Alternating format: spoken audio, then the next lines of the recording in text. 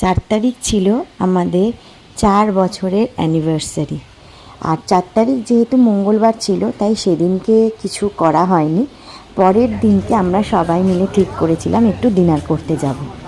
তো আমাদের হাওড়ার ইছাপুরের কাছেই একটা খুব ভালো চাইনিজ রেস্টুরেন্ট আছে, বং চাও বলে। তো ওখানে আমরা অনেকবারই খেয়েছি। খাবার দাবার খুবই ভালো লাগে আমার অ্যাকচুয়ালি, মানে চাইনিজ হিসেবে খুবই ভালো। তো এখানে সবাই আমরা হাজির হয়ে গেছিলাম মোটামুটি ওই 8টার দিক করে। তো এখানে দেখো দাদারা আমাদের জন্য একটা খুব সুন্দর কেক নিয়ে এসেছিলো। তো সেটাই আমরা ফার্স্টে কাটিং করে নিচ্ছিলাম।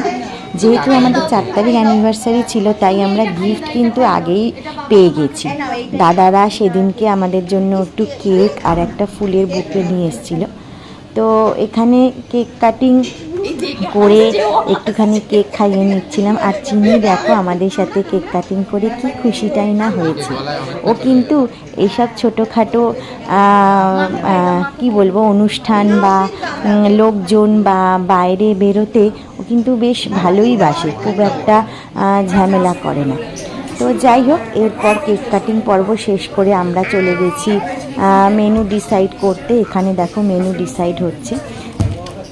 তো আমরা অর্ডার করেছিলাম, স্টার্টারে অর্ডার করেছিলাম আমরা হচ্ছে টাগরাই চিকেন, আর একটা করেছিলাম কার্শিয়াং প্রন, যেটা আমার খেতে খুবই ভালো লেগেছে।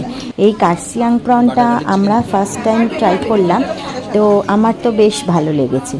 আর মেন কোর্সে অর্ডার করেছিলাম হাক্কা নুডলস আর মিক্সড ফ্রাইড রাইস।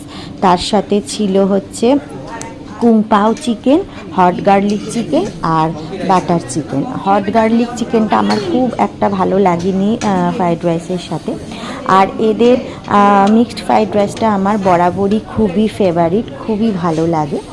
তো যাই হোক, খাওয়া দাওয়া পর্ব শেষ করে এই তো আমরা সব একটু ফটো তুলে এবার বাড়ির দিকে রওনা দেব। তো কেমন লাগলো আমাদের অ্যানিভার্সারি ভিডিওটা তোমরা অবশ্যই কমেন্ট করে জানিও।